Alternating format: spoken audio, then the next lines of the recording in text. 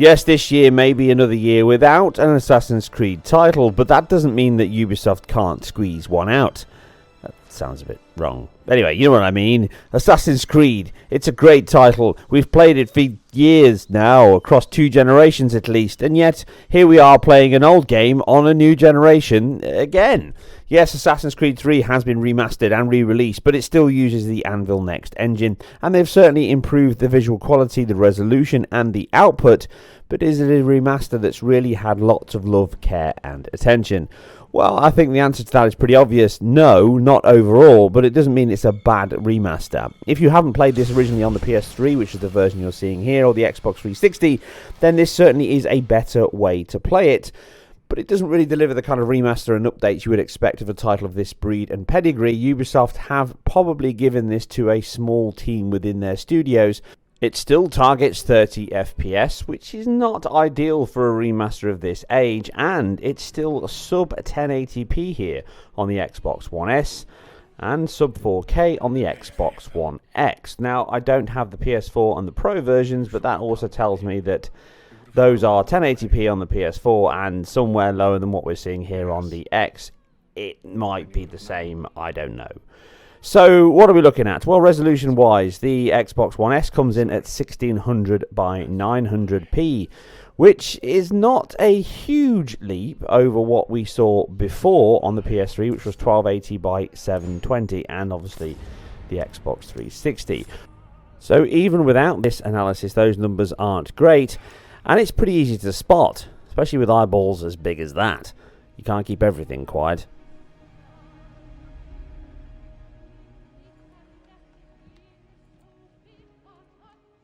With that said, it's not always about the numbers, and there has been changes made.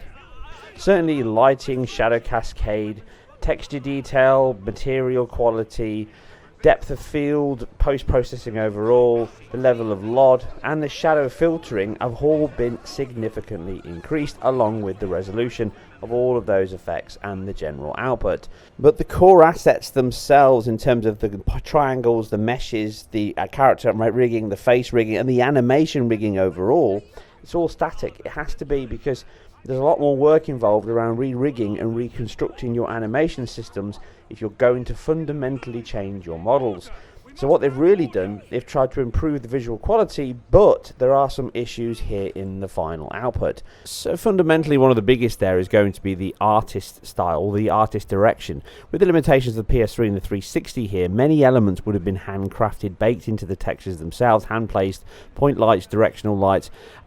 And then the material qualities themselves, everything back then had a very strong and diffuse surface properties. There are elements of specular there. Sometimes the skin has a specular element, but it's all very minimal. Overall, everything has a very strong albedo look to them. Now, the remaster here has added an element of PBR-based materials there, but it's not very good and it's quite flat. You can see the difference here as we get into the cab with the specular highlights on the edge of the door, and obviously the specular reflection map on the PS3 is much lower quality. It's completely missing on the Xbox One S. But you can see the difference in the skin tones and the lighting and the face. It can change the look of the character models and even the mesh quality. It's a good example of how lighting changes, but you can see here on the hands and the features, really, it's the same primitive count here from both versions. They've just changed the lighting, the texture filtering, the shadow filtering, and you can see all those elements here side by side between the two. But that limited increase in resolution is really holding back the quality here. If we shift to the Xbox One X, we can see the advantage it delivers. The improved resolution here does help you appreciate the asset quality and change, but it's certainly a less lifeless looking character and facial features. The PS3 has a lot more hand tailoring. Yes, they've added specular maps in there, manually handling. There's more light sources, there's self-shadowing on the eyes. There's a lot more life to the character's face, even if it's very leathery and unrealistic looking. It looks far more realistic on the Xbox One. And outside in the open areas, you get much better subsurface scattering on skin. in. Some much better self-shadowing, and shadow quality overall is better quality and better filtered. But you can see some of these different side by side, and again, it is a choice whether or not you prefer one over the other. And I've said this quite a few times now, covering these remasters. I believe the site lies somewhere within this region. That's a lot of ground to cover. My apologies. Were that I could be more accurate. That's all right. It suffices for a start. And that is why we've called you here, Master Kenway. We'd like for you to travel to America. Now, aside the changes we've just covered, there are some errors in the title which don't crop up on the older versions. You have points here where the self-shadowing and the clipping of his hand through the cuffs are present on both the newer versions here, the remasters. And on the PS3, there's no clipping at all. The cuff is tailored around the hand. It's managed correctly in the depth buffer, and there's a nice self-shadow around his arm on his wrist, which isn't present on the newer versions.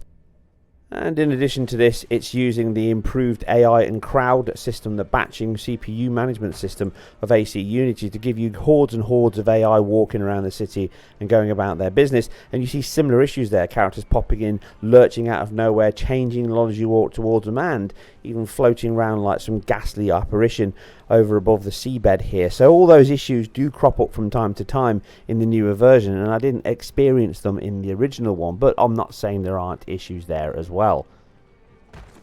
And there's also been minor changes to the gameplay itself. There's certain scenes where you no longer get a plod from one place to the next. It just takes you straight from one cutscene to the other. It cuts out some of the process in the beginning, very, very long tutorial. Certain elements like having to block 3 times, they're all removed in the newer version, which were present in the older version. So they have made changes to elements of the game over and above just the visual quality, the resolution. Unfortunately, we're not seeing an improvement to the performance. But technically, the Xbox One and the Xbox One X are the superior versions. But again, like I've said before, art always trumps tech. That is the way it goes. But it's a decent looking update, if not a groundbreaking one. Now, the Xbox One X comes in at 3200 by 1800, 4 times the resolution of what we're seeing here on the Xbox One S, which is a decent increase. That is very welcome indeed. Now, don't get me wrong, the Xbox One S version looks good on a 1080p screen, very similar to, you know, AC Unity and all the other Assassin's Creed games that hover around that level, dynamic or whatever. But if we move to a 4K screen, the S really doesn't hold up very well. They both run a temporal anti-aliasing solution, but not much else. With the older version, you know, using FXAA, which can look very shimmery and obviously very weak on even 1080p screen, let alone a 4K one. The S really doesn't hold up on a 4K screen. It shimmers, judders, and looks very aliased significantly.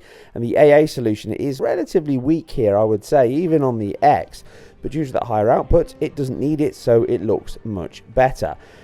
But the fundamental changes to things across the game, the shading systems and the specular highlights in the water, there are additions. You now get screen space reflections, which you didn't get before on the PS3 version. The texture detail and the assets are much better across the board, certainly out in the cityscapes and the streets, with that volumetric light beaming through, much better shadow casting and the filtering in there. So it is a better looking game when you're out and about and doing your work and assassinating people left, right and centre.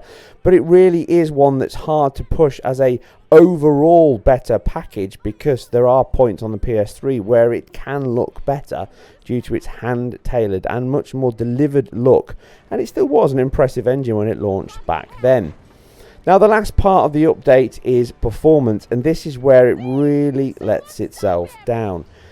The Xbox One S version can actually be worse than the PS3 version, which ran an unlocked frame rate. So even though that's not consistent at all, and it does skip up and down, at least it's V-synced, although I don't remember if it had any tearing. I didn't catch any on the analysis I used here for this test screen.